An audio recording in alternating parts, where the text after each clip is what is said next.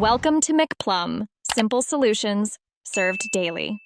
In this video, I will show how to make Greek yogurt salad. This refreshing dish is incredibly simple and packed with flavor. We'll begin with 1 cup of creamy, plain Greek yogurt, which forms the perfect base. Then, we'll add a selection of fresh, crisp vegetables, like cool cucumbers and juicy tomatoes, ensuring every bite is bursting with goodness. Finally, we'll introduce aromatic herbs such as dill or mint to elevate the taste profile, creating a truly delightful and healthy meal. Now, let's get our ingredients ready.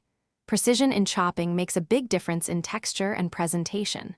First, take 1/2 cup of cucumber and dice it into small, uniform pieces, about 1/4 inch cubes. Next, prepare 1 cup of cherry tomatoes by quartering them, or if you're using a larger tomato, dice it similarly.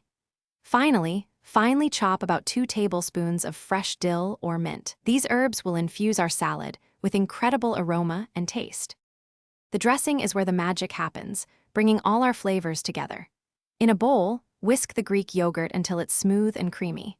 Then, drizzle in 1 tablespoon of good quality olive oil, which adds a lovely richness. Squeeze in 1 teaspoon of fresh lemon juice. This provides a bright, tangy kick that perfectly complements the yogurt. Finish by seasoning with about 1/4 teaspoon of salt and a generous pinch of freshly ground black pepper to taste, ensuring a balanced and delicious profile. With our dressing ready and vegetables prepped, it's time for the final assembly. Gently fold the diced cucumbers, tomatoes, and chopped herbs into the seasoned Greek yogurt mixture. Be careful not to overmix, as we want to maintain the fresh texture of the vegetables.